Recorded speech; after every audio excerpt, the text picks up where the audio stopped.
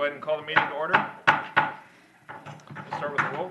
Whoa, won't drop that. Start with a roll call. McKee here, Lanterman Here. Friedrich, Present. Fahrenkamp, I am here. and Thank Councilor you. Nichols is out of town. If you'd like to stand and join me in the Pledge of Allegiance. I pledge allegiance To the flag of the United States of America and to the republic for which it stands, one nation, under God, indivisible, with liberty and justice for all.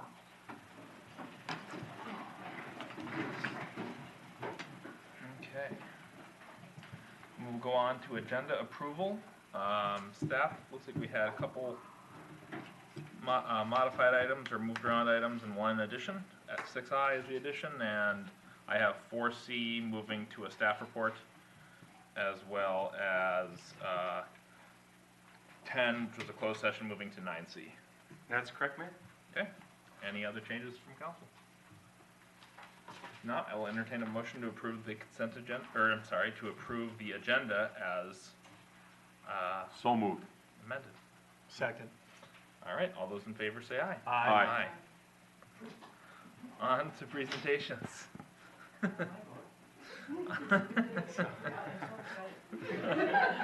That was pretty funny.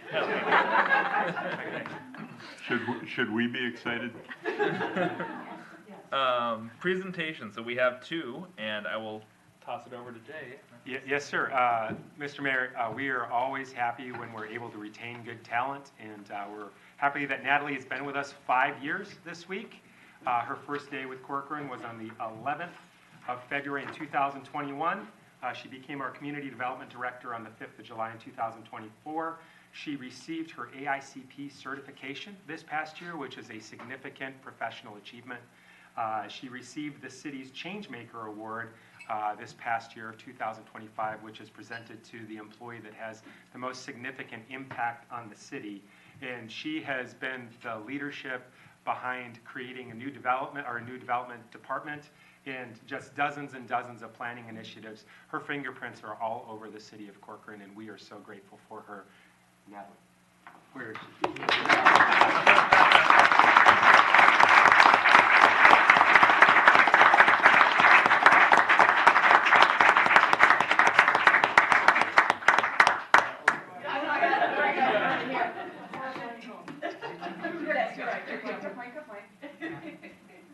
Blue steel. We've spared no expense for the photography group here. Wait, there's Just Yep, gotta jump in. Usually, when we celebrate an anniversary or retirement, don't break it already. We usually find some fun facts. Now, 5 years being 2021, it's not anything too crazy, but I found a couple good ones, or just interesting ones. In 2021, average price per gallon was about $3.01. The average new home cost was about $374,000. Inflation began accelerating about 7%, the highest in decades. That's Natalie's fault? No, it's better since she joined. Oh, okay. That's the news. Top grossing movie was Spider-Man: No Way Home with over $1.9 billion at the box office globally. No. Spider-Man grossing?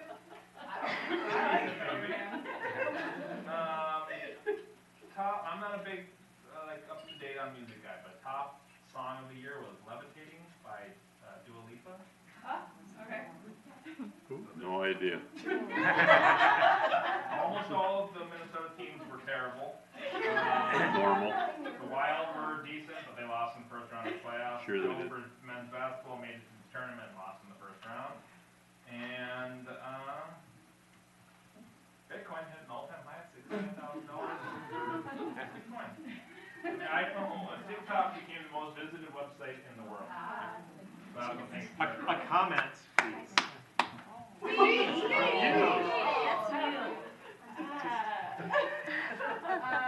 Thank you. Very much. I really have appreciated my time here. When I accepted the job in 2021, I was very excited to accept my dream job as a city planner.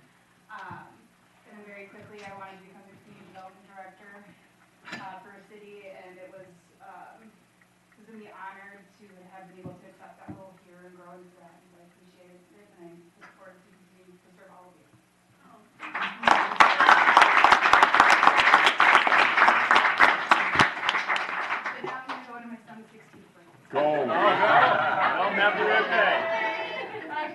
16th birthday? You don't look that old. Alrighty, and then next we have a presentation. The man, the myth, the legend, Mr. Tom Anderson. So while there's so many things that we could recognize Tom for and how he's contributed, this evening we're recognizing him for his contribution to the watershed. So he has served the Elm Creek watershed as a commissioner since 2017. So the resolution that he's being presented with says, whereas Tom Anderson was appointed to the Elm Creek Watershed Management Commission beginning December 14th, 2017, and whereas Tom Anderson supported the South Fork Rush Creek Sub-Watershed Assessment project that was completed in 2024 and will have very long-lasting benefits to the water quality and the natural resources of the Corcoran community. And whereas Tom Anderson approved revisions to the Elm Creek Watershed Commission's cost share policy, and whereas Tom Anderson advocated for the cost share of a street sweeper under the Elm Creek Watershed Commission's cost share policy and helped obtain, this is just a few things. We could be here for the rest of the night, but we're just talking watershed here. Grant funding for the downtown Corcoran stormwater improvements. Whereas Tom Anderson advocated for and has maintained a small rain garden at City Hall with the Garden Club and worked with maintenance staff to alter maintenance practices to help with water quality adjacent to wetlands by creating a wetland buffer on our city-owned properties.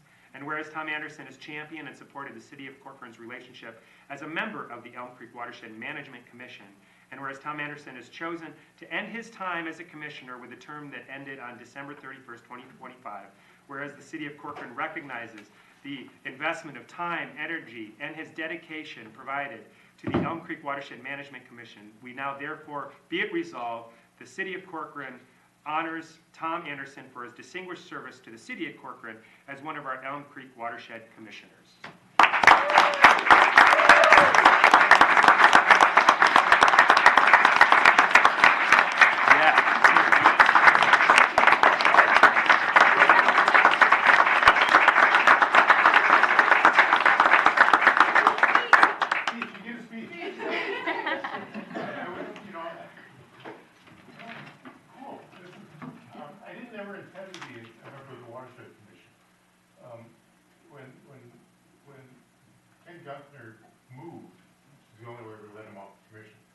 Somebody needs to do it.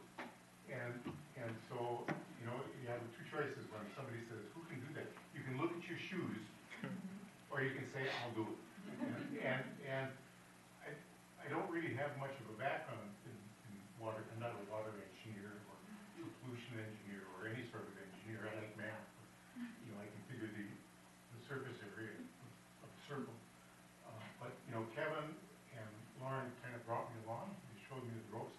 The watershed meetings are really technical, but they're if the watershed screws up, the city and the residents of the city hate it for the next 100 years. The potential for making mistakes that really extract a huge price on the city is really large. It's really important work. And the Watershed Commission works really hard to do a good job.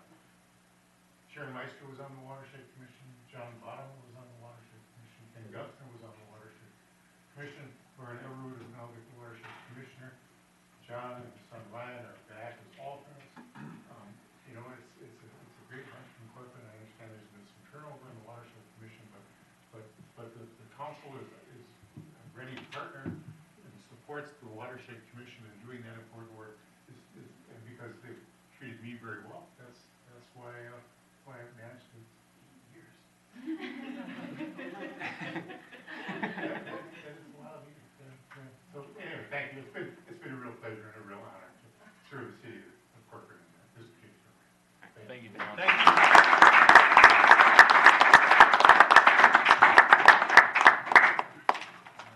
All right. The power of being voluntold. I like that. Alrighty, and we'll move on to open forum. Jay, I think, has some cards, and... Yes, Mayor and Council and attendees, the rules for the open forum are to fill out a form, turn it into us. When you're called upon, please approach the podium, state your name and your address, and then this needs to be a discussion for the open forum of an item that is not on the agenda. There will be opportunities for items on the agenda to speak on those. So for an item not on the agenda, limit your remarks to 3 to 5 minutes. The mayor keeps track of that. And I will, if there are no questions. Let's do that, isn't it? Oh,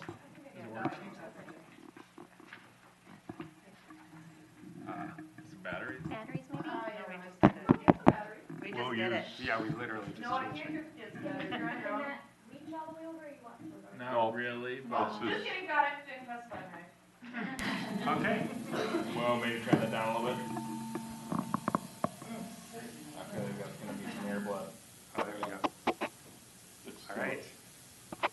Now that we have this sound figured out, if I could please invite Charlie Rojas to the podium. Please state your name and your address for the record. Hello guys, my name is Charlie Rojas. I live on 7800 Maple Hill Road, right down the street. And I'm here to talk about all the ICE stuff that has been going on in the community, most important over here at Maple Hill, and the area surrounding. So as some of you guys may know, I'm pretty sure everybody knows, there's been a lot of ICE activity around the community. Particularly in Maple Hill, there's a lot of Hispanics that live there, including myself. We've dealt with everything, talking about drones at the house, people taking pictures of cars, a lot of agents, bounty hunters, disrespecting people. Even like the property manager of where we live, he's gotten harassed by them. And, you know, he's the owner and they just tell him to piss off. So just want to come out here and just basically, you know, talk on everybody, on behalf of everybody that can't speak up for themselves. Thankfully, I'm able to speak for them. You know, a lot of the people there, they're really good people. They're just scared to go out. Even myself, I mean, I have a 2-year-old at home, and I don't feel comfortable taking him out anywhere right now because I don't want to get pulled over by one of the agents and get, you know, racially profiled with my son being in the car. So, according to the news today, though, thankfully, it looks like it's going to calm down a little bit, but it's because of, you know, a lot of people here that are with us, and myself including. We've been patrolling the area and, you know, adding some pressure to the agents themselves and not letting them, you know, take advantage of the people. I had an incident with 2 of the patrollers that we got chased down right out here. They tried to lure us into a dead end, passing this little bridge right here. I told the people that were in the chase not to go there because I know it's a dead end. Lured back around, they basically made me go back to Maple Hill, but 2 of the patrollers there got chased all the way down to 610 and 169. Basically got boxed in. They were thankfully able to get out of the situation, but it's just a little bit of the experiences that we've been dealing with, you know, and they're not Hispanic themselves and they're dealing with that. And, you know, just put it to imagination of what us Hispanics have to deal with. It just, you know, sucks, but I guess it's what we kind of have to live with. But yeah, that's just kind of what I wanted to bring out and talk about today. And yeah. Thank you. Thank you Thank for you. sharing.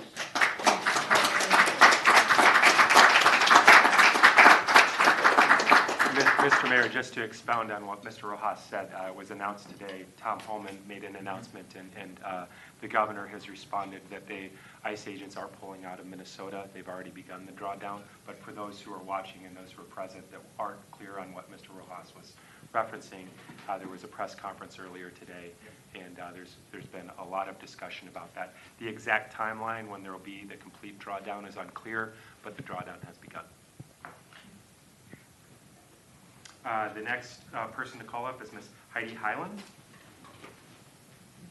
Please state your name and address for the record.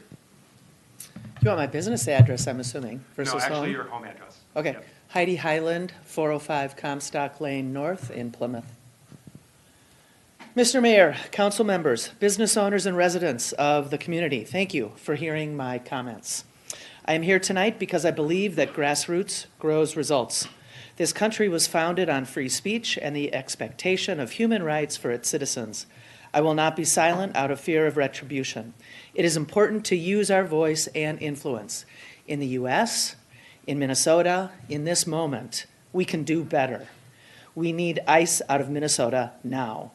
I do not believe the drawdown is occurring the way that Holman says, and am operating as if it isn't until I experience proof otherwise. I was born and raised in Excelsior. I live in Plymouth, and I've been a business owner in Corcoran for 30 years. Our business employs roughly 50 people when fully staffed. At one point, we were the largest employer in Corcoran. Staffing is one of the toughest challenges for any business, especially for us when we're seasonal, so far out from the cities, not on a bus route, and now with the fear of ICE in our community. Many of this council make purchases from our independent business.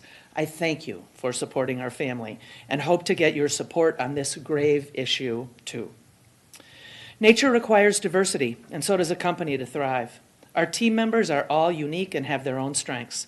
They are part-time and full-time. Some are students, others are semi-retired. Many are the next generation who want to make sure that we take care of our planet and one another. Out of those 50-strong diverse souls, we employ 3 dedicated, hard-working, loyal Spanish-speaking team members. 2 of our Hispanic staff have worked for me for 16 years, and 1 for 22. They are the backbone of my business and have helped me grow this company for years. They are employed full-time, are the best employees we have. They pay taxes. They're not a flight risk. They've never committed a crime and sacrifice so much to live here. They work hard so they can send money home to their families. They miss birthdays and anniversaries. They miss school concerts and even funerals, all in an effort to make a better life in America. These Latino team members are not the worst of the worst. They are the best of the best. And this is who ICE is regularly detaining. Over the years, I've helped them keep their documentation in order so that they can continue to work legally in this country. I've experienced firsthand that this system is broken. It's an arduous, expensive, and complicated process that requires an attorney to explain and navigate. Many times our team members would be eager for a court date to complete their paperwork, only to be told that their date was postponed again, 4 months. What we really need is comprehensive immigration reform, and I know that's not something that the city can assist with. Congress needs to do their job. But what can the city of Corcoran do? I trust you as council members would be better able to answer that than I. But how about, for starters, enact a temporary emergency order that ICE cannot congregate, similar to what the cities of Shakopee, Rosedale, or Richfield have adopted? Or you could provide resources to support your residents and businesses by placing information on your website or holding working groups to learn and grow together. Our local community is being affected, and we can do better than remain neutral. We are called to use our voices and platforms when others don't have one. The Minnesota Nursery and Landscape Association, the MNLA, of which I'm past president, has created an immigration policy. This has been in place since 2004. Every March, the MNLA participates in our Industry Day on the Hill to meet with our legislators. You can bet this long winter of ICE presence will be one of our talking points. In the U.S., in Minnesota, in this moment, we can do better. Oh, it makes me emotional. My company's most recent incident with immigration had a successful outcome, but many companies, families, and individuals are not as fortunate. One of our Hispanic team members was taken from his regularly scheduled immigration appointment. They took his phone, driver's license, passport, and his employment authorization document, his EAD. By the grace of God, and with the primary focus by our company, by his family, by his attorneys, and with the wisdom of one district court judge who ordered his immediate release, and for so many others just like him too, that were detained unlawfully, we were able to get him back home. After another concerted effort, all of his assets were finally recovered. His well-being is not recovered, however. Neither is that of our team, who continue to be traumatized by what they experience and witness on a daily basis. Can I get a motion to accept? So moved, please. Second. Thank you so much. Just if you would indulge me just for a minute or two, I've just got a couple more remarks. Thank you. As our retail doors open for the season, we need to be focusing on running our company versus how to keep our team safe. Instead of our primary focus, we are carpooling, delivering aid, supporting financially, meeting with attorneys, and attending seminars to learn more about how to operate during this unique time. It is time-consuming work, and it deserves our attention. And it deserves your attention, too, as our local government. We are making contingency plans with signs on the buildings that state private. We worry about new customers or salespeople that we may not recognize and wonder if they're friendly or foe, especially as ICE is now trying to blend in. We are strategizing, coordinating, and communicating a plan for when our crews mobilize to work on our clients' properties. We've been advised by our attorney to have our documented Hispanic staff stay back on the retail grounds as they would be at risk driving around in our company trucks. This driving to job sites not only puts our Latino staff at risk, but also the white employees that are driving with them. When my brother died of lung cancer, I did not quit smoking. Only when I experienced my own health incident did I change a bad habit. The same could apply here. You too can change your mind and not remain neutral. Hopefully our testimonies tonight gives you new ideas of how to better support your businesses and residences in Corcoran. Grassroots grows results, and we are coming to you for help. Thank you. Thank you.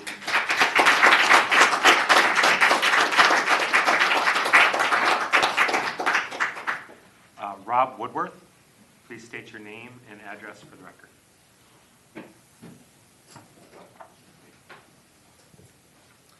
My name is Rob Woodworth. My address is 2911 Girard Avenue North.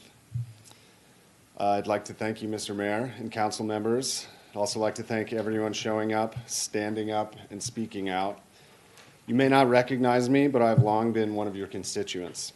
I grew up down the road in Plymouth, graduated from Wayzata High School, and earned my first paycheck in this district. I remember when County Road 116 was just cornfields and Legacy Oaks. And as a proud resident of North Minneapolis, I also remember how our state responded when communities demanded justice after neighbors were killed by those sworn to protect them. The current zeitgeist reveals a pattern older than this crisis, over-policing and undernourishing our most vulnerable communities, treating instability as a threat rather than a signal for repair. If you thought the fractures in our civic fabric were visible before, I'm here to tell you that they are widening and they are getting closer to home. What we are witnessing under Operation Metro Surge is not new. It is the same pattern, scaled up, more coordinated, and laced with a loyalty to hatred. I stand here tonight as a neighbor, a business owner, and by necessity, a legal advocate navigating an autocratic maze of terror. Let's be honest, this occupation is not about immigration reform or public safety. It is about fear and intimidation. Across Minnesota, communities are bearing witness to a villainous assault on basic freedoms. Freedoms we are told remain protected by the Constitution. We, the people, will not reject the evidence of our eyes and ears. So let me tell you what I have seen. Earlier this month, my friend and colleague, a cherished part of our community for over a decade, was detained at a routine check-in required by the state. The kind of appointment you keep when you believe in the process and you're trying to build a stable life for your family. They showed up and they were taken. No explanation, no due process, no roads to recourse. They're a spouse, a parent, a foundational part of the work we do. If you've ever admired the gardens we tend, you've seen their character at work. The patience, the intention, the belief that things grow stronger together. They're woven into this place. When someone like that is forcibly removed, it's not a political abstraction. It's an attack on human decency, and this is only one story among thousands. This morning, federal officials called their campaign here a success and suggested operations would conclude, while in the same breath making clear they would simply relocate and continue elsewhere. That is not a drawdown. That is a continuation. When enforcement expands in funding, personnel, and detention capacity, those are structural investments. Structural investments signal permanence.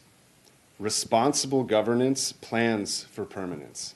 It doesn't hope for retreat. At best, this awful system is overwhelmed, undertrained, and disorganized. But at its worst, it's malevolent, oppressive, and deliberately opaque. When documentation is confiscated without explanation, when legal processes are confusing by design, the burden of proof shifts onto those least equipped to carry it, and that shift is causing measurable harm. We've been told this is about public safety, but what we're witnessing is a sinister and deliberate disruption of daily life. Students and essential workers are in hiding. Families are being torn apart. Honest people are hesitating before calling for help because they don't know who they can trust. This horror is not hyperbolic or imagined. It's a lived reality for people here tonight and many others across our state. More than 4,000 arrests have been reported since ICE arrived in Minnesota, 74% involving people with no criminal record. In response, more than 30,000 Americans have trained, 30,000 Minnesotans have trained as constitutional observers across 77 of our 87 counties. 14 attorneys have left Minnesota's U.S. Attorney's General Office, citing mounting caseloads and enforcement concerns. None of that is business as usual. When the entire state is organizing to document government overreach and abuse of power, local leadership should not be the last to acknowledge the reality. This destruction demands accountability. Where I come from, accountability means showing up even when it's hard. If this moment feels uncomfortable to name publicly, that discomfort is the measure of your duty. So I ask you plainly, if this continues, and all indicators suggest it will. One moment here, I'll get a motion. So moved. Second. Thank you, appreciate it. Aye. Please continue. If this continues, and all indicators suggest it will, what is the plan? What is the plan to protect schools, businesses, and families from sustained disruption? What is the plan to safeguard constitutional protections within your jurisdiction? And who is accountable if those protections erode? Planning without accountability is just performance.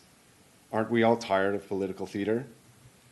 It was not my choice to shift from a gardener in the war to a warrior in the garden. I simply could not stand by as my neighbors were gassed, abducted, and killed. But there are still exit ramps on this highway. Our communities need immediate aid, rent relief, eviction moratoriums, legal support, and healing. If enforcement escalates, relief must escalate faster. Our governments must enact swift reform. At minimum, we need to remove local complicity, demand transparency, and audit cooperation moving forward. And if the structure continues to cause harm, we must have the courage to dismantle it. Perhaps most importantly, our people demand effective follow-through. Justice cannot be selective. Accountability cannot stop at the headlines. Every person harmed deserves acknowledgement. Truth and reconciliation are not luxuries. They are prerequisites to repair. While our elected leaders have failed to protect the communities they serve, something remarkable is happening at the grassroots. Neighbors are organizing, churches and schools are coordinating mutual aid. People who never sought power once in their life are stepping into it with discipline and grace. It's truly powerful to witness, and it's shameful that it has come to this. When suburban mothers and Social Security recipients are organizing encrypted messaging groups to safely administer community aid, the system is broken. These are not agitators. They did not ask for a revolution. All they wanted was stability.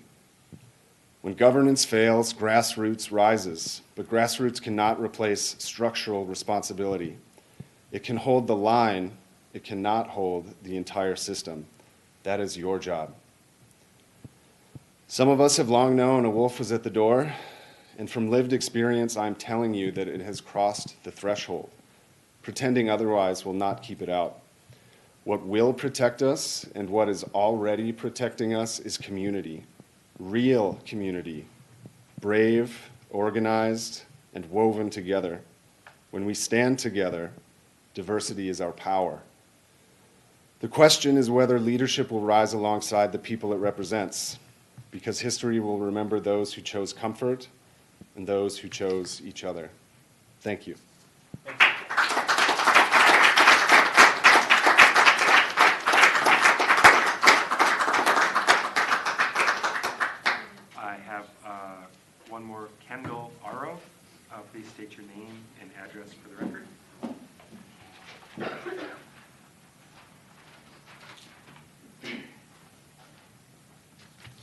Hi, I'm Kendall Arrow, 3435 Elm Creek Drive in Hamel, Minnesota. Mayor, Council, I appreciate you guys letting me join you here tonight. I'm a resident of Medina, but have been actively supporting the Corcoran community over the last month and a half. So for the last month and a half, I have been volunteering as a community patroller in the West Metro suburbs, including Corcoran, helping monitor neighborhoods and work sites of vulnerable residents and employees. Many of those directly impacted in Corcoran are unable to be here tonight or don't feel safe to be here tonight. So I felt a responsibility to show up and ensure you are aware of what is happening within your city limits. First, there have been several ice raids at local construction sites. I showed up right after one of those raids and spoke with the foreman, and he shared that his crew was likely not going to complete the project or come back to work because they have been harassed on a daily basis and workers have been detained. This has both a human and economic consequences for the city of Corcoran. In another Corcoran neighborhood, residents have been repeatedly harassed and intimidated by federal ICE agents. A few examples, some have already been mentioned, but some more include residents were stopped by ICE as they came and left their home community and were demanded to show residency papers. One resident was followed from her home to her work, which happens to be a daycare center, by 8 agents in tactical gear, fully armed. Several of them approached her vehicle as she arrived and banged on her window, yelling at her. She was able to show her ID and they left. There is security footage of ICE agents walking through this neighborhood in the early morning and late night hours, peeking into windows and taking pictures of people's personal property. Finally, there are reports of 3 to 4 vehicles, I've actually seen this myself, staking out this exact same neighborhood for hours at a time with multiple agents in full tactical gear with weapons. Not to mention the intimidation factor of that. If you lived in that neighborhood, think of what that is costing taxpayers. Often this presence coincides with school bus drop-off times when children are present. If they have a known criminal target, why are they harassing the entire neighborhood week after week when children are present? As a patroller, my role has been to serve as a legal observer to ensure residents feel supported and that all actions remain within what is legally permitted. I do want to say that in doing so, I've had several interactions with the Corcoran Police Department, and I want to publicly thank them. They have been respectful, professional, and understanding, and supported what the community observers have been doing. I cannot say the same for neighboring police departments, my own, in fact. So from the bottom of my heart, thank you very much. I'm sharing this not necessarily to inflame, though I think that is necessary right now, but to inform. The activity has a direct impact on Corcoran residents and businesses. Thank you.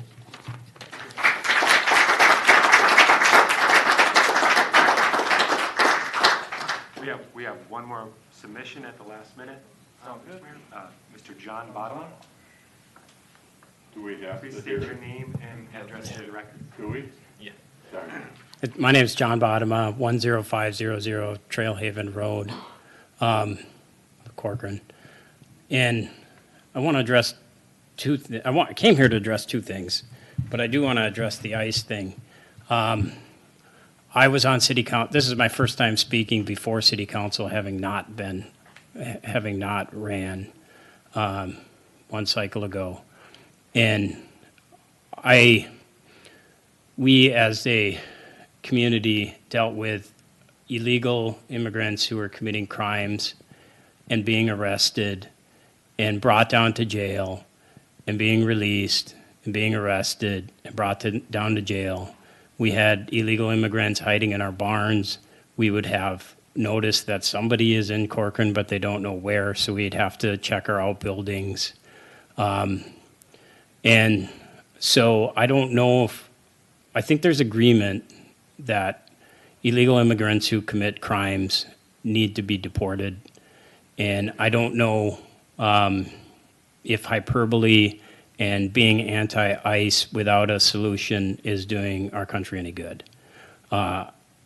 We had 20 years of inaction by both parties that didn't do a thing, and this is where we've got and where we've become. So I would not limit, I would be careful on actions that describe people in hyperbolic terms as evil and bad and who are trying to maybe do something like deport illegals who are committing crimes in Corcoran that the state, the county, and the city haven't done anything about for 20 years, and understand maybe the frustration of what it's like to deal with that from the city's perspective. So I would encourage cooperation and hearing other people's stories and paying attention. I think cooperation is going to be something that leads to a better result, and I'm hopeful of that. And I don't think both parties are evil. I don't think either one of them are. But painting one side as evil is not going to do a bit of good. But that's not why I came tonight. But I felt like I needed to address it because I dealt with it from city council chair for so long.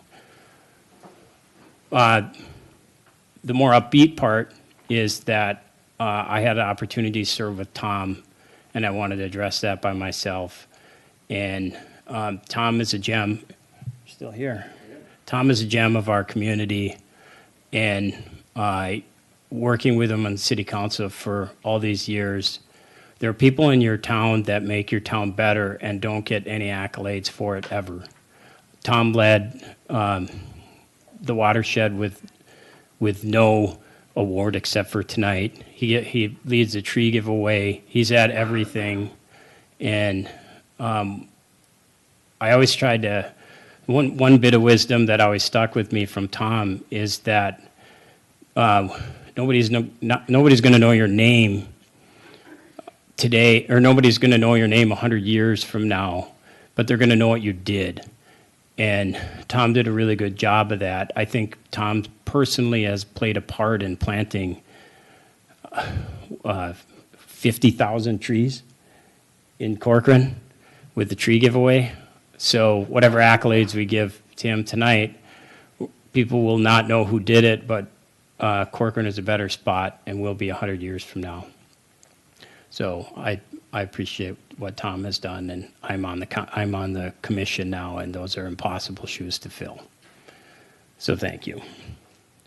You need to grow some hair too, by the way. Me? Yeah. Got to get a big beard like Tom. Yeah. Tom's just going to dissolve into the earth someday. Okay. The third thing, and this is, I'm asking council, a friend, I'm speaking on behalf of a friend, and it's a landowner in Corcoran and a renter in Corcoran, and they ran afoul of a home-based business in a pretty profound way, and they have asked me to help. I'm not being paid, but I said I would because I kind of understand and can help. Motion to extend John Please. for the commit. I motion. Do a second? Second. All those in favor say aye. Aye. Aye. He asked me to intercede, and I can talk about why later, but I said I would help, and we're trying to get him an home occupancy license, and those are hard to get. And when I was on council, I always asked people, if you have an idea for a business or something you wanted to do, come speak to council first. That way, if council thinks it's a terrible idea, that you don't have to go through the bother of applying, and it's thousands of dollars to apply for a home occupancy permit. And what we've prepared is sort of some of the answers to the questions on the permit. And we wanted to run it by council to just get a flavor of whether it's a good idea or not. And I don't have a horse, or I don't have a horse in the race. We just need honest feedback, and then if the council thinks it's a bad idea, then we just won't do it. But what I'm asking for is time in 2 weeks on the council agenda to speak with you about that, what he's trying to do in basic layman's terms, and get a read of the room as to whether we should submit a formal application or not. Thank you. And Mayor, we received one last card, Michelle Tyson. Please state your name and address for the record. Hello. Michelle Tyson, 7283 Weston Lane North, Maple Grove, Minnesota. I didn't plan to speak. I felt compelled to. And I'm trying to think of how to say it nicely. I've personally been patrolling, again, with some other people in this room in vulnerable communities in Corcoran, Medina, Plymouth, Maple Grove, all over the place. And I'm really sick of the word illegal because a lot of these people have been here for 20 plus years, have built families, have citizenship, and or are working towards it. And when we say evil, it is because the targeting of individuals, just because the way they look, is exactly what we're seeing. It's not, we've had multiple people coming to different communities and not having warrants, or ICE, sorry. ICE comes knocking at your door. They sometimes try to break it down. They break windows. They have tried to pull me out of my vehicle, just for simply saying I'm here to observe. They don't care. They've literally told us, they've mocked us, they've taken our pictures, they've surrounded us in vehicles and laugh at you. I don't even know if they for sure know why they're here, but I just want you to be aware that a lot of what they're doing is a target of the color of your skin. It is not merely a legal status. They've masked multiple times to show warrants signed by anybody, and they cannot produce them, yet they will still try to take people. That is all.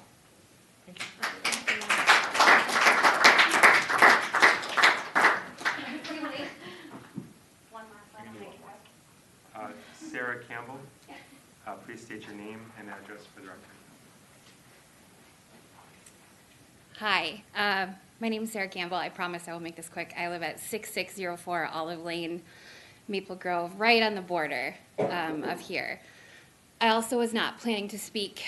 The reason I was compelled to get up here is I'm not going to rehash pretty much everything that you've already heard. I'm also one of the patrollers that has dedicated a lot of my time to specifically the Maple Hill community that has had a lot of visits, a lot of eyes on it. And what struck me is, I know today especially, you've heard of, the drawdown being announced. So I know the thought process is, hey, you know what, maybe this is ending. What can we do? There's really, the time for us to really take any action as a city is kind of done, And I do really want to call out, we've had some amazingly positive experiences with the Corcoran Police Department in particular. So I really want to call out that as something that we were not necessarily expecting that, and that has been a really huge, really uplifting experience for a lot of us, and really, really a nice change, because a lot of us have had really negative experiences with other police departments, and that's been really valuable for us. And I just wanted to ask you guys to consider, just going forward, a lot of your community residents, even if this drawdown, a lot of us are very skeptical whether that will actually happen, whether it's going to happen the way that they say it's going to happen, when it's going to happen, what that's going to look like. And to just consider how even if it does happen, how your residents are going to be left feeling after this, how they're going to be left feeling supported by their community structure. And whether anything here was enacted or not, Corcoran is a small community. And I think there are ways that it would be wonderful if you could brainstorm of how you could send messages to them that they are welcome, that they are cared for, that this will not, that you can preemptively protect them in the future from things like this happening. that this may not be the last time that something like this comes to attack them and to target them as communities, as vulnerable communities, and to just show your support at a community level for them as vulnerable populations, I think would go miles to let them know that they haven't been forgotten, they've been seen, and that their suffering for what they've gone through here is acknowledged, and that they're going to be protected and part of your community going forward. Because a big part of what has happened here is that they feel forgotten by the people that are supposed to be protecting them. And we have seen the people in their own communities, those of us in what I have to just call out and say, white people that have stood up and put our bodies, our resources, and energy into protecting them, just as their neighbors. They are so grateful and so honestly shocked that we have done this. And for us, it just feels like something we need to do because it's the right thing to do. And it's really disappointing to feel like your government isn't doing that. And it would be a beautiful thing to say, even if this is ending now, protect them in the future. Don't let this happen again. Take steps now to make them feel like they are valued members of this community. Watch out for them. So that's all I have to say. Thank you.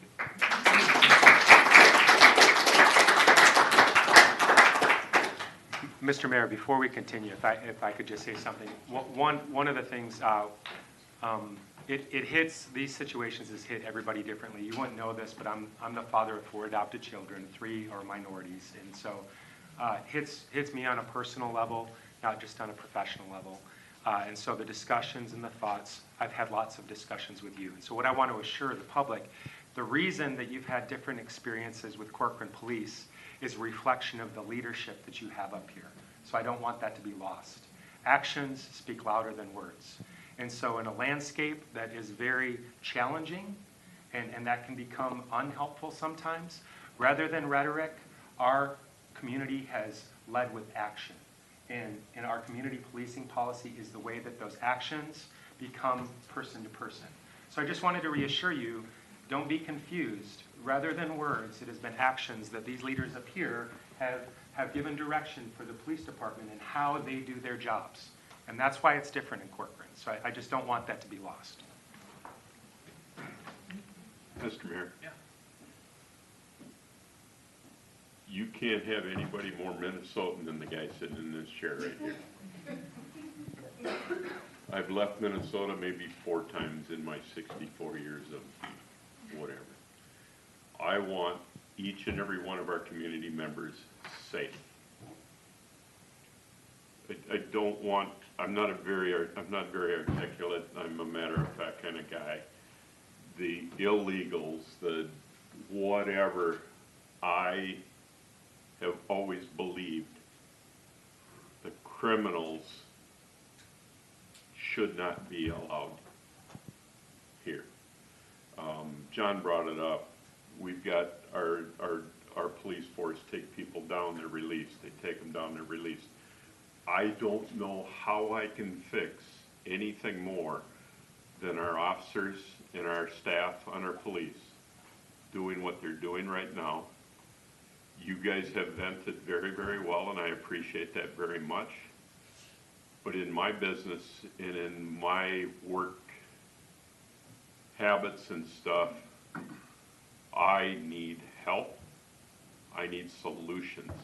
Not tell me you got to do this better. Not tell me this is wrong. Y'all did very, very well, and I appreciate it very much. My phone that's published is my personal cell phone. If you call me, if I don't answer, leave a message. I hate people that call and don't leave a message. I don't know if I can solve anything. I will reply. That's my promise. Even if you're not a citizen of Corcoran, okay, you have a concern, that is my belief to y'all. Thank you very much. So many names tonight, I forgot yours, I didn't write down. Thank you for coming. And I'm not thanking Tom, I'm thanking the gentleman behind you. Thank you so much. Charlie, if you see my truck go through your neighborhood, I'm not ICE.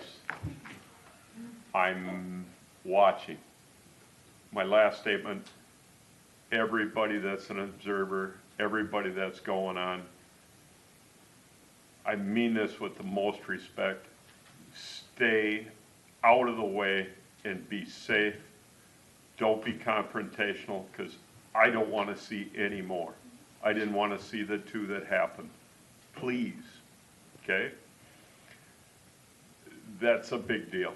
And the residents in Maple Hill, while it's been an issue even before I started, some of the things that are happening there, it is a place that people call home. I respect that. They're participating. They're wanting to get back into the mainstream. They're wanting to do what right. They want to make up for mistakes they've made in the past, some of that. But there's also people there that haven't ever had any issues because that's all they can afford. I respect each and every one of them. I respect each and every one of your guys' comments tonight, and I want to thank each and every one of you for being very respectful, and I appreciate it very, very much. Thank you. All right, thank you all. And just to clarify, as we move on to the agenda, if you want to stay, you're more than welcome to. If you want to leave, we won't be offended. It happens all the time. I was going to make a motion, they hauled that to stay. We had to listen to everything they said. Now they got to listen to everything we said. Are you saying you don't normally have this many? Depends on the issue. Sometimes, not all. There is maybe 2 of them are regular customers. Otherwise, we appreciate what you've done tonight. Thank you so much. It's recorded, it's public record. Appreciate y'all. If I can say, Mr. Mayor, let's give him a few minutes to clear out. Yeah, sure thing. Appreciate y'all very, very much. Thank you.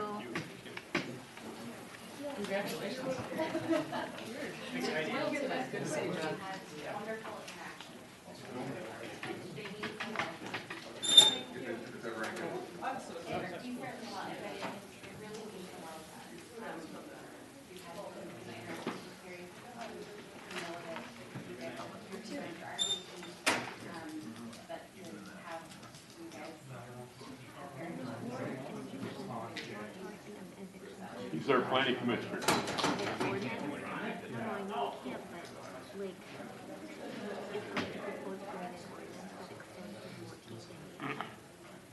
Thank you, Mr. Mayor, very much. I'm gonna leave when it gets boring. Well, You might want to go now. say, John. I don't know if we haven't done Grab a anything. snack. Grab a sandwich, John. I bought that one just for you. Okay, on to consent agenda. We have a consent agenda consisting of items 6A through 6L. Thank you. I couldn't tell if it was an L and an I, and I can't start the alphabet in the middle. My disability, I guess. Does anyone want to pull anything? If I could, just real quick, 6C. I don't want to speak a lot, but 6C, I think okay. it's pretty cool stuff. I'd like to pull 6L just very briefly. That's, yeah, I forgot about that one. And then normally we'd pull D, but we kind of read it and go into that at the time of the presentation. So Yeah, he doesn't need any more recognition. all right, so And he's that, gone, by the way. there you go. With that, I will enter. Oh, do you have one? No. Oh, I thought I heard. I will entertain a motion to approve consent agenda items 6A, B, D, and D through K. I'll make that motion. Second. All those in favor say aye. Aye. Aye. That's not counted. Let's see here. C, Dean. C. No. E. Oh, it already got approved. Oh, no. Did I say C? You said You did. Everything's fine with C. Make a motion to approve C. Okay. Second. All those in favor say aye. Aye. Did, Just, even Mr. though it's Attorney, approved, am I did you okay wanna, with that? did you wanna comment on it? If I may, if Sure. I can, if I'm not out of order Yeah, and go for stuff, the AED grant and the acceptance, thank you so much. Those AEDs end up with our police department. The only question I had is how many AEDs do we have? Number two, how many are up for expiration? So we have one in every squad, Yep. and we also have them in our city facilities, so I don't have that number off the top of my head. But we just recently got new ones under this new grant program within the last 2 years here, so we're sitting pretty well on them. We're grateful for the program that allows us to have the opportunity to get them through grants, so it's very helpful for our community. They are used regularly by our officers, and they're one of the best life-saving tools that we have, so it's very important for our folks. Outstanding, thank you. Just curious, will we have one of those in our new building at Heritage Park?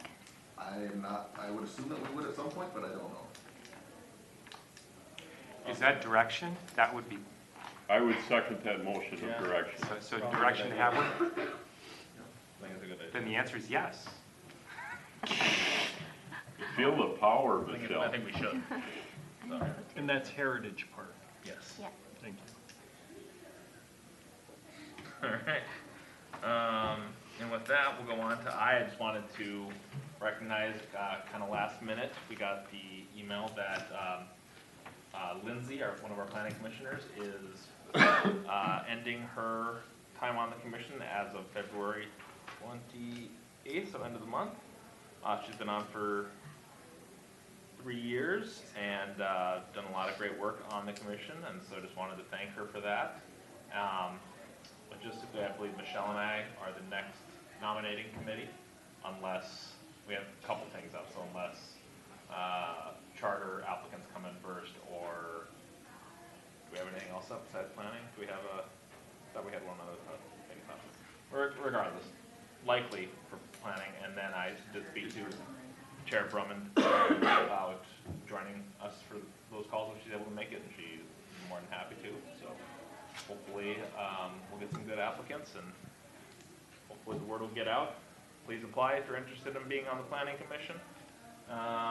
And yeah, so we'll hopefully get that set and going for someone new to be on there, hopefully by the April meeting. And Just FYI too, we had some really good applicants last time. I hope we still have their application. yes, I believe we do. Yep. We'll look at all of those. All right, and with that, I'll entertain a motion to approve consent agenda item 6L. We'll make that motion. Second. Second. All those in favor say aye. Aye. Perfect. Planning business, no planning business, no unfinished business, on to new business. 9A, we have 2026 state bonding request. Jay. Kevin. That would make more sense. Oh, you're right, not water planning. I want to do water planning. Disregard. You're ready. Hold on. I am. I was thinking water planning. That's what we're going to do. So pay no attention but to the man behind the screen. We have the civic campus planning that's been going on, and we're looking for ways in order to lower our costs. Not to exceed 50 million is what we've committed as kind of a social contract. And so how do we lower that 50 million so we do geo bonding for less than 50 million? We are going out with a $10 million state bonding request, specifically for police department related training facilities and operational components. We've had some very good conversations that have shaped the conversation for what we're requesting. We looked at historical data in terms of what has made it through and where potential gaps are. We've spoken to electeds on what could receive support, and we've spoken to our neighboring agencies and partners on what they'd be willing to help us support. So what we're hearing is this next legislative session, they don't actually expect a lot of bills to make it through. They do expect to have a bonding bill make it through. Currently, 1.2 billion is what they have potentially available to do. Last conversation I had on Monday, that's been whittled down as they've done more work to probably closer to about 900 million. So what we're asking for in our 10 million, can you please bring that up? Specifically, to walk through it, this is the scope of what our ask is. So important to note that in the design and the discussions that we're having for the building, regardless of whether we get this bonding money or not, these are components that we're planning on having in our facility. The degree that we're able to fully realize those components today, and the degree to which we're willing and able to partner with other agencies. If we're able to get this becomes a lot more accessible to our neighboring partners. If we have to fully fit the bill, then we're probably not going to have as open a facility. And so the first thing is recognizing that a regional emergency operations and command center would be very beneficial for things like mass casualty events, or during COVID, our EOC got activated and was utilized as a regional center trying to work with the emergency management center for the county. So it's beneficial to partner with the county to have a regional center here that meets that kind of need. And we've also experienced operationally when we've had emergencies like the hostage situation and then some other scenarios that have come up in the last 24 months in which having the ability to activate an emergency operations center in which we can partner not only with other agencies but other layers of agencies, federal, county, state, and other types of agencies. That capability requires some infrastructure that costs a lot of money. And so that is probably one of the most compelling components that we're asking for, because it also allows us to partner with neighbors that do not have police departments. While the training center might not be appealing to them, a command center is appealing to them because it helps meet their need if we have a natural disaster, or the other types of emergency we've discussed. The other four components are really related to training, and it's leveraging technology. So when I went to the International Chiefs of Police Conference back in October, what I learned was, wow, the ways that we can leverage toys for people, and by that I mean leveraging technology means if we go to Maple Grove, they have a regional training center. It has a membership fee, so it's like Lifetime Fitness. Yeah, it's hard to get into because larger agencies that have a large volume, they book the calendar up, and then what's available on the calendar, those who are not members then can get, but it's at a premium price. And then for us as a small agency, it's hard for us to shut the whole department down and run the whole department over there to do that. So when they're doing some of these training events with 15 to 20, 30 people, when you have Plymouth, Maple Grove, Brooklyn Park, those large agencies, that's not their whole agency. When we have 15 licensed police officers, in order to get the maximize of a facility like that, we have to bring all of our part-timers in order to get all of our full-timers over there to do that. That's not the best way to do it. The type of facility that we're talking about promotes both team collaborative and then individual skill development. So an indoor training range, if you've ever been to an indoor training range that has these lanes, they're prohibitive and they restrict you to just the lane that you're on.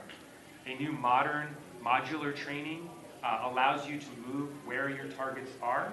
It's incredibly And change to a scenario-based training module or regimen so that you can, you're never going to encounter a scenario in which the target is right there at exactly 25 meters and you're going to hear the bell. That's not how the real world works.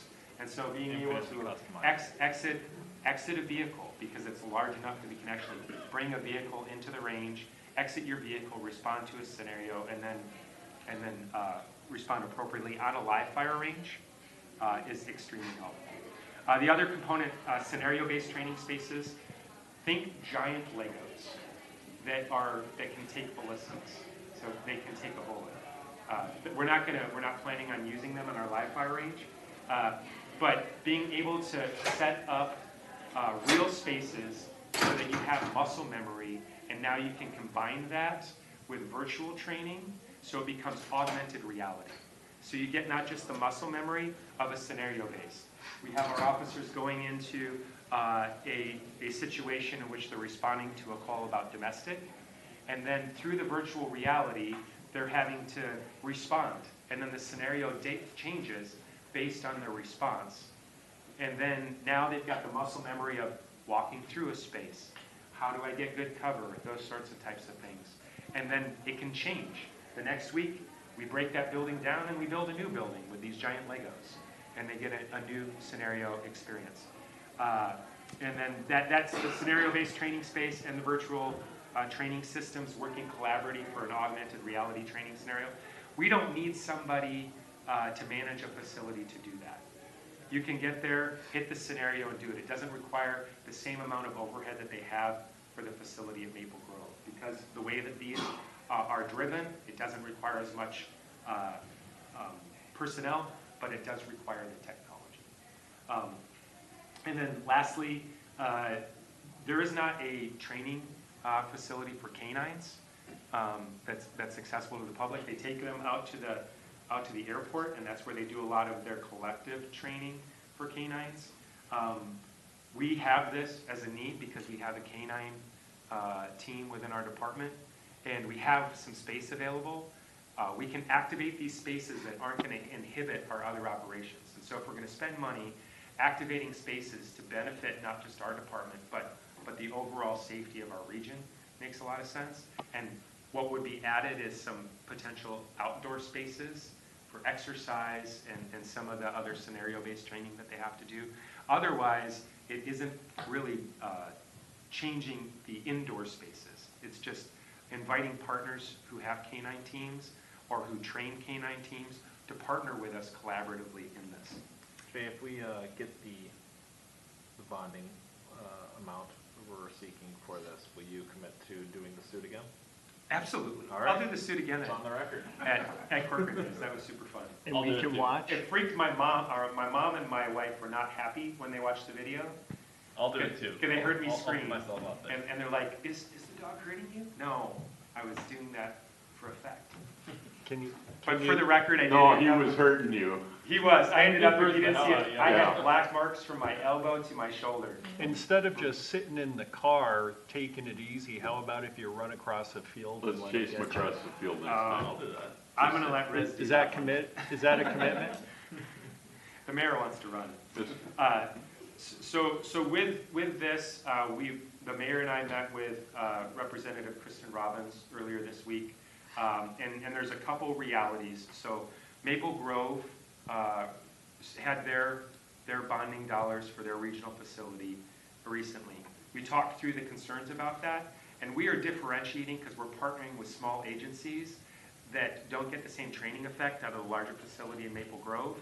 A lot of these agencies we're already partnering with. They come and they use our outdoor range. And so it's just an extension of existing partnerships and inviting them to collaborate with us. The chief is working with our partners to get letters of support for this regional facility. And then I'm working with city administrators who don't have police departments to get their support for the Regional Command Center and Emergency Operations Center. So best case scenario, we receive $10 million and we're able to activate these spaces with collaborative partners, and it increases the quality of our training, not just for our department, but for all of our partnering agencies in which we have, what is that called, mutual aid agreements already. Worst case scenario, we get low dollar value. We don't get a full 10 million, but we get something which helps reduce our bonding requirement. But these spaces are spaces that we're planning for and have been talking about anyway as a need for the police department. So finding collaborative partners and reducing our costs seems to make a lot of sense. We have a meeting with Senator Limmer next week. 2 weeks. Yeah. 2 weeks from now. I met with Hanover this morning, and their city administrator is taking something to their council And I for spoke support. with a few mayors the other night and going to be doing some follow-up meetings, and we'll be speaking as well to a couple others I can tell you offline, but that I think would be good to try to get on the same page. So in talking with League of Minnesota city reps who monitor the legislature, in talking with Senator Limmer's office and Representative Robbins' office, they've all affirmed that because of the landscape with limited dollars and competing projects, it's in the city's best interest. Everybody is hiring lobbyists this time. We did not have a lobbyist last time. Previous projects that I had when I was in Shakopee, we had a noticeable difference of experience when we went forward without a lobbyist versus when we had a lobbyist. So when our bill goes forward before committees, we will have representatives that go to testify, but when they're having conversations in other committees where we might not be called, having those lobbyists who are hearing concerns so that we can be called to address them or are advocating on our behalf is tremendously beneficial. The cost of this, when we bonded for our 2025 A bond, if you recall, we earmarked $300,000 for the city, the civic campus planning. We had significant savings because I was thinking it was going to be $100,000 to $150,000 for our space needs, and that was $29,000. And so we have money that was projected for the project that could be used from the bond dollars to go. And my request would be to authorize staff to contract with a lobbyist. The session begins the 16th of February. So their advocation would begin immediately as the session begins on the 16th. My request would be to authorize staff not to exceed $50,000 contract. I have one proposal in so far. I'm still waiting on others. The current proposal that I have was for $44,000. And I'm confident that we'll be able to get someone for less than 50. Do you need a motion for that? Yeah, I'll make the motion to authorize the staff and mayor to pursue the 2026 state bonding dollars to support the civic campus and regional police training center. I'll second. And leveraging a lobbyist to hire those to help accomplish those objectives. Second? Second. Any discussion? Dean? If I may, I was part of PUPS when it started in Maple Grove. It was supposed to be this, no more. I believe it was 4 police departments bought into this, but it was supposed to be a regional training facility. It has been remodeled a number of times, and now it's turned into and morphed into what it is today. Whatever we end up doing, I would like to keep it from morphing into something like that. It was the perfect idea, the perfect place, just as you all are talking right now. That's why I supported it when I was there. It's hard for me because I wanted it to stay that way for communities like Corcoran and other communities outside to be able to freely go and stuff and do things, do training, those kind of things. Just, if there's something we could do to keep it this way, The benefit of and not of it, morph to the something benefit like of that. it having morphed to being what it is now a little bit is that it would make even less sense for us if we built this to also have ours morph, because we don't want to compete. I agree. One-on-one. I agree. While I'm proud of what happened over there, it's hard to accept what it has changed to. I love this very, very much. So, very much in support. And I ran into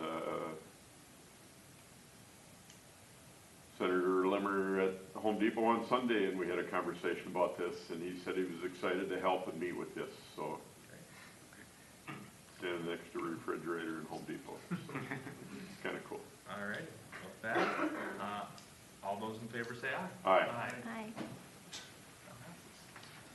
Hi. On to 9B. I think I got mine out of order here. 1 second. Got water supply planning and bond funding update. All right, thank you, Mayor and Council. So, really, before you tonight is an update of kind of our strategic plan and priority list as it relates to state bonding dollars that we received from the state of Minnesota. In the 23 cycle, we've been doing strategic planning, kind of ongoing strategic planning with everything that's going on, and we're wrapping up our significant improvement projects up in Northeast, our first water tower and treatment plant and well, municipal well. And so now we're really focusing on this project and how to implement it and begin design and construction. With that, we really were awarded kind of a grouping, like a mass of certain projects, just more or less generally described for water supply improvements. So tonight we're asking for kind of concurrence or direction with what staff put together as far as our priorities for projects that we want to meet with, put forward in front of the state. We will meet with the Public Facilities Authority. They're the agency that is designated in administering the state bond. So we'll meet with them and present this. Our intention is to break it out into individual projects, and we need to go through a process to do that. But we need your direction and concurrence before we approach them. On the screen here, it was in the packet, is really a project location map of our priority areas. Priority number 1 is our second municipal well up in Northeast. So we have one municipal well today. We have done a test well for number 2. It's in Bellwether Park. The northern green dot up on the screen, and we've plumbed the pipes there. The raw water means that we're basically set up for the permanent well, pump house, SCADA controls and whatnot. So that's priority 1. Now we have 2. We have 2A. Priority 2A and priority 2B are really related to storage in southeast Corcoran. So this southeast Corcoran is still serviced, our water is purchased from Maple Grove. So it's an independent from the northeast system. But there are still some needs down there, and those needs are really a water tower, and with the water tower would be a required booster station. So we're labeling, they need to go hand in hand or they don't function appropriately. So 2A is a 1 million gallon elevated tower. The red dot on the map on the top of the yellow rectangle is basically the north side of our parking lot here. That is our target area for now. There is a possibility if we engage with the PFA and they allow some flexibility to potentially continue a search area beyond that. If there is limited or no flexibility, we would pursue the location here in the north end of City Hall property. So that's what you see there in yellow. And then just southeast of there, I think you're familiar with it, the Cook Lake Highlands development on the border by Corcoran Lions Park.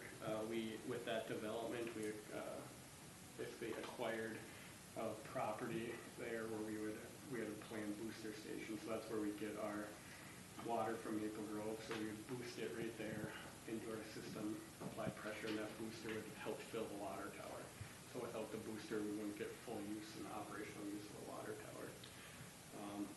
We have a pretty good sense of what the municipal well will cost. So again, we have $10 million from the state. We have a pretty good sense of the municipal well cost. We have a pretty good sense of the water tower. It's basically a match of the current water tower that we just built. What we don't have a good sense on at this point is the overall cost of the booster station. There's a little bit of customization of the pumps and whatnot. That's where variability in the cost is. So as we move forward, we'll know if we can do other projects beyond the first 2, really 3, but priorities 1 and 2. If we do have any remaining money and we are able to leverage that, we find the highest and best use next would be really investing in some sort of facility for staff and equipment, and that's identified is I believe orange, if I'm seeing that correctly, or is that pink, which is kind of north of the existing pinwheel at Heritage Park, so on the north side of the creek. That's an area we've kind of been targeting as a potential utility area due to the proximity of sewer water. Maybe we pair that with park maintenance and some larger projects. That's a little bit more unknown, but we would kind of pursue flexibility over the course of this bond if allowed. And if there's remaining dollars, we would come back to you and look to potentially do a project there. That does kind of exchange out one of the items we had earmarked in the original language, which was, implementing the 3rd treatment cell and the new water treatment plant. We just, with the new information over the last couple of years, that's a lower priority for us. We can action that probably more quickly if there's that demand for it right now. But we feel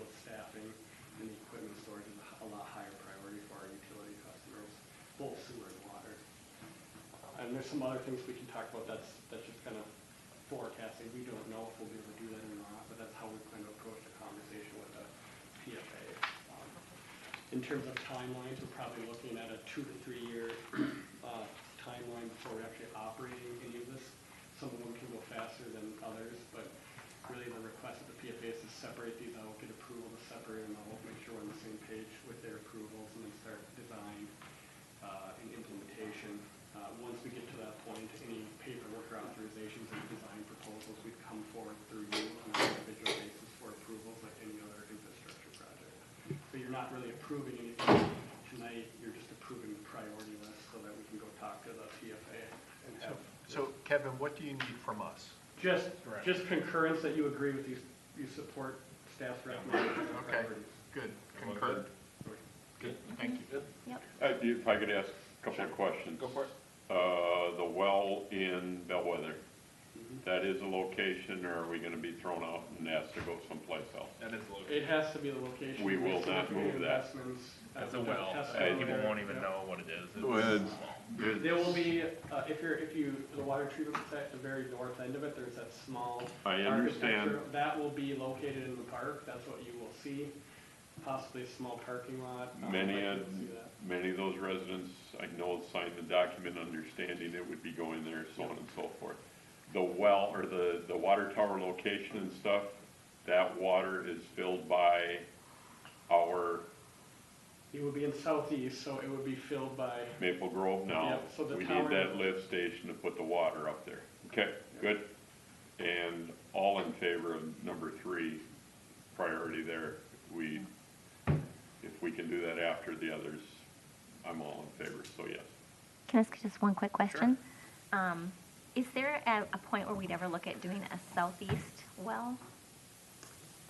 yes, we would Yep. do that after, we would have to have a treatment plan, or we should have a treatment plan, just like northeast. So we are planning with our TLAC charges that you updated, approved tonight, that were updated. We are planning for a treatment plant at some point if we want to. We don't, we still have an agreement with Maple Grove. Some of the southeast improvements we coordinate with Maple Grove, but we are planning the option of doing something ourselves if we need to in the last 10, 15, 20 years, who knows what that looks like. That's a long time in our community, but we are planning for an option to be able to do that. We currently have an agreement with Maple Grove, so we're well positioned to work with them on our needs, but there'll be, this will trigger conversations about that. Maple Grove's doing some of their own water planning. There'll be ongoing conversations when you share water supply like that, and there's strategic conversations that play out over time, but. Because I was wondering, like with our new water treatment facility and tower, if we're able to offer water at a cheaper rate than what we purchase it for. We're in the process of doing a rate study, which will really shape those conversations, and we'll be able to answer those questions. Right now, we don't charge separate. We don't want to create an us versus them situation, so we're in that evaluation process of our own kind of business enterprise model. So the goal would be 2 or 3Q this year to wrap that up. We slowed it down a little bit to allow our new finance director, Matt, Silent G, to catch up a little bit and be part of the process. So we do anticipate having a better snapshot of our rates and costs, and really our O&M portion. I think we're really sound on our upfront with our TLAC and our development, but now that we're operating, we're going to dial in our own operation and maintenance plan that will then set trend lines and other things for our rates. Thanks, Kevin. We had 3 thumbs up. Dean, you good? Perfect. Great. Thank you. All right. And for the record, some of them call him Silent G, I call him G Money. That works too. I like that. All right. On to 9C, which is police personnel discussion. Matt? All right, thank you, Mayor and Council. You should have seen an update in the packet. So again, we're talking about police staffing. It's always at the front of conversation with the police departments. As you know, we're constantly working to find good candidates, not just any candidates.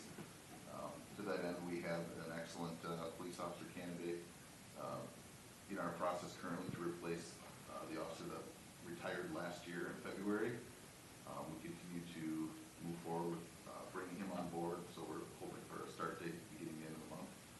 What we're we're talking about tonight is the 2 additional officers for this year. One of them was a budgeted traditional police officer hire, and the other one was planned as an IC poet candidate. What we learned in running the police officer candidate, or continuing with our police officer hiring, as you know, it's been open for a couple of years now. We had a candidate that was capable of doing the job, but also would require a lot of development and continued work by our staff. And I think as we evaluate our candidates, we saw tremendous talent come through the IC poet candidate pool. And as we kind of assessed what our options were, I think as we looked into the candidates, I think we're 2 conversations. We elected not to move forward with the one candidate that was in our process, just based on the amount of investment it would take to get them up to speed. And as we were looking at the IC poet candidates, found at least 2 very good candidates, and thought we'd bring the opportunity to you that maybe we should consider looking at 2 IC poet candidates, with the second being city funding them in the program. I think there's a few benefits to that. The one downside, obvious immediate downside, is that the police officer we were hoping for them to start January 1st. We haven't been able to make that happen. If a person goes through the IC poet program, they would not be starting until September. So what we'd be looking at is, the good and the bad of that is that delayed start does save the city some money that we could use to fund that program. So if the city were to elect to go with 2 IC poet candidates, fully self-funding the second one, using grant funding on the first one, that would be a net savings to the city of about $23,000. The cost to us is the cost of a late start. But I think we have some candidates that we are excited about. So I think the recommendation from staff would be for the council to consider us proceeding with self-funding a second IC poet candidate. We have reached out to the school. They do have space. They do allow cities to self-fund that. And in talking with other agencies, I've learned the same thing, that their IC poet candidates this year were exceptionally strong. So I think we know that this is our first experience with this type of program. I think it could also be helpful for the candidates if there are potentially 2 people from Corcoran in that program together as they're going through that training, and to help kind of encourage and support each other. So interested in hearing your thoughts or ideas on that. I think it's a fantastic idea. I think if we're everything I've heard about the candidates is that they're really, really strong. I agree with what you just said about them going together. I think it would be a benefit. And that other position that we'd be changing from has been open for a while, and we haven't had the right fit. I think with this, in addition to saving some money that we could use to fund that, it's a win-win. I'm all on board for that change. Chief, the officer who didn't work out or is not working out, is this pre-employment, or is this currently an employee of the city? They're in the pre-hire process. Pre-hire, okay, thank you. So they're in the process, but they have not had a first day of work yet. Okay, thank you. Anyone else? My biggest concern is I was here with the stress that our police officers went through being shorthanded. One shorthanded isn't causing any undue stress on our current officers and our current department. So our officers are part of our hiring process. They're a big part of the first round interviews are with our patrol officers. And so having these conversations with them, and some of them are even our field training officers are on the interview panel. I understand that. I'm just saying nobody's stressed being the one person shorthanded right now. The shortage is noticeable, and they have all said it's more important to have the right person than to just have someone for the sake of being there. So it does make them, it's not a comfortable spot, and they said we'll choose discomfort to make sure that we get the right teammate. That's the only reason I'm asking. I came on when we were 3 or 4 officers short. I don't ever want to get to that again. So Chief, what do you need from us? Just a yes? Authorization to move forward with a second where the city is funding the second IC poet candidate. Does that require a motion? Yeah, I'll make that motion. Second. Dean seconds. Or mayor, I don't care. You get to pick. Sweet, thank you. Did you get it? I did. God, nobody appreciates anything I do or say. Stop it. All right, and with that, any further discussion? All those in favor say aye. I just have one Oh, question, sorry. No, no worries. If we do the two, Matt, or Chief, how many more police officers do we still need? That would fill us up. That would, okay, that's great news. Once they get through I got one more question. Once they get through the In September. education, everything else, how long are they committed to be on our police force? They talked about some agreements, that was something that Darren worked on with HR. Do you remember where that agreement landed? The IC quote agreements, did we have an obligation? I think there was conversations, but I think there was, I didn't hear the full question. no, the question was, do they have Outside of an the IC physical quote, agreements, I would argue that it obligation should to stay with the probably city for a include a certain little amount bit of more time? loyalty. We fund that. Yeah, there is a term length in there. Do you remember what that term length was? That was the question. I just don't want to do this and then all of a sudden, hey, thanks for training me, I'm going back home. Well, or having, something like that. so what was unique about this process? I wasn't able, I had something happen, so I actually was supposed to be on the interview panel and I wasn't able to be there. And then what was great is the department set it up and the candidates came back and I got to spend significant one-on-one time with each of them. And I believe in spending time with both of them, Corcoran is what they're looking for. Understand, Yeah. I want to make sure I'm not throwing our money to somebody that we're going to train and then they're going to walk away 2 months So later. the reality, Councilman Camp, is we invest in anybody, and it's always a risk. And I think we've grown through having risk, and it hasn't worked out. We're scrutinizing. The reason it took us. I understand. So Steve Warren retired last February. Yep. The reason it's taken a year, we've interviewed. I think I've interviewed 32 candidates, and until we found the right one. And we also interviewed other police candidates for the 2026. What I'm telling you is we believe this is the best candidate. Gotcha. And then, Cool. and then life happens. No Somebody worries. they might win the lottery, and then they say, I'm tired of this. We can't forecast those. I'm If not asking anyone in that, this room I wins just, the lottery, they're not showing up tomorrow, so I love you guys. But a couple things that I think are interesting about this is both of these people are successful in other careers. These aren't people that are unemployed, seeking an opportunity to get a paycheck. They're successful in other vocations, but they've wanted to get into the policing. And this program is a bridging strategy for them to realize a dream. One of them was a 4-year D1 athlete. you told me that. They have really cool background. And they want to come work in Corcoran. So the experiences and perspective that they bring from that, and then they're successful in the business world right now. Not a Wisconsin team, was it? Yeah, they're not from Wisconsin, are they? If they are, I say we hire them immediately. So they're from Minnesota, but they did not play in Minnesota. Okay. North Dakota. That's They were not We can football. all agree on Did North we Dakota. have At the least vote it's the already? right side of the state. We have not. Yeah, it was a basketball player. All right, with that. No, I want them to know and understand we'll support them, and we'd really appreciate if they hang around. I'm excited too about, so having in my military career gone through a lot of different assessment and selection programs, when you go through with somebody else, there's something special in a bond that happens, and the fact that that bond is going to come back to our department, that's exciting to me. Because they're going to have a special relationship throughout their career that doesn't happen when you don't have those types of training experiences with someone else. No, thank you for entertaining. We did have a motion and a second, so we will call the vote here. All those in favor say aye. Aye. Perfect. All righty, on to that. Staff reports. I think we have one from Alicia that wasn't a presentation. What's that? Mr. Mayor and members of the council, so staff has been working with the new website vendor Revise, and I do have a sneak peek of what the upcoming new website will look like. You know, we're just in the initial parts of the design, but we're hoping the website will go live early summer. So this is just kind of the first look. That's exciting. Ooh. Latin. Ooh.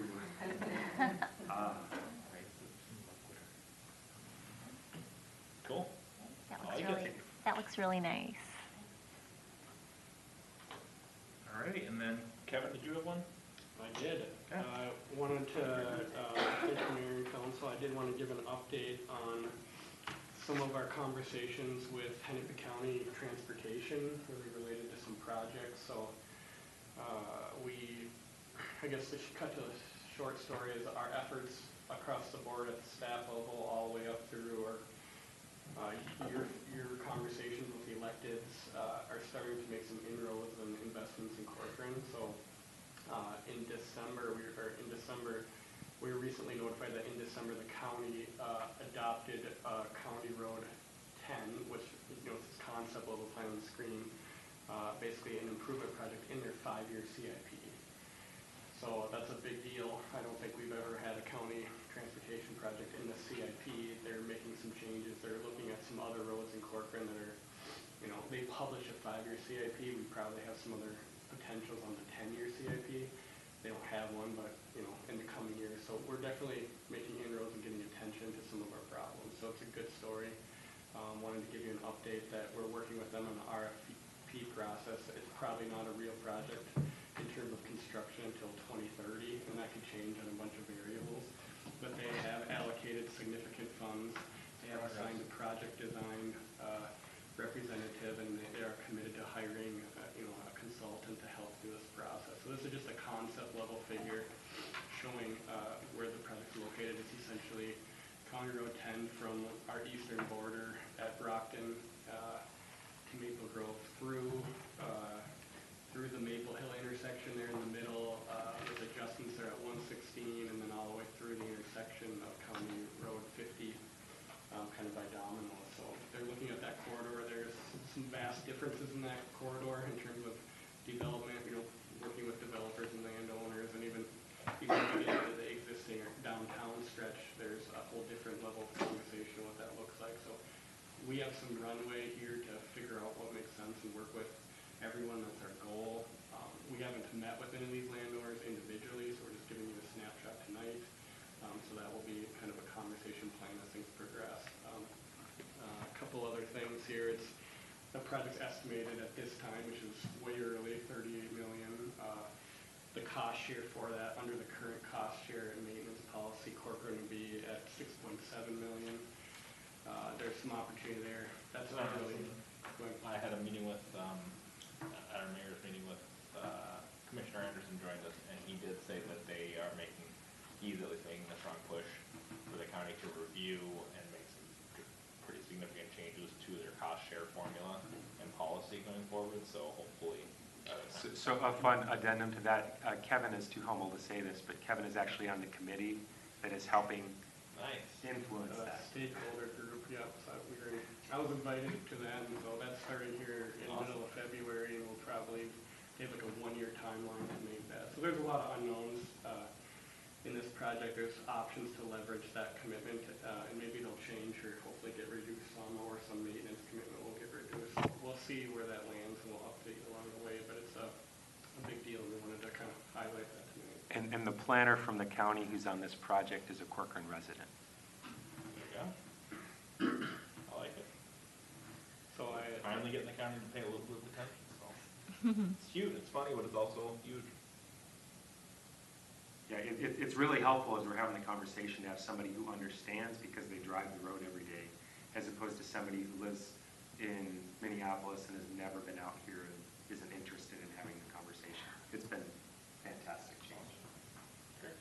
So thanks everyone for your help and thank you behind the scenes to get their attention. But yeah, and it's exciting. I think we have some opportunities to keep the ball rolling or making improvements that are outside of our influence.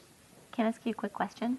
Do you think they'd ever straighten out that road instead of going up, going straight? You know that the strong curve. You know that it kind of comes around that one corner. They'll keep that curve. It's pretty early. Are you talking about like 10 and 50? 10 and 50. Or are you talking about more by Maple Hill? More by Maple Hill, where you come around that sharp corner. Yeah, I think that they would look at those geometrics. Yeah. Okay. It all depends on land. I mean, we didn't even start the design, but I think that's one of the curves that scores on kind of the safety factor. Yeah, so, that was my point. They're looking. I mean, in that example, there's roundabouts or realignments of some roads. Again, that's early, but those are some moving linemen significantly without support from the adjacent landowner, but they would look at some of those geometrics and or speed limits. Some of that's dictated by the state, obviously, not just the county, but all of that would be evaluated. So this is really an opportunity with all the development.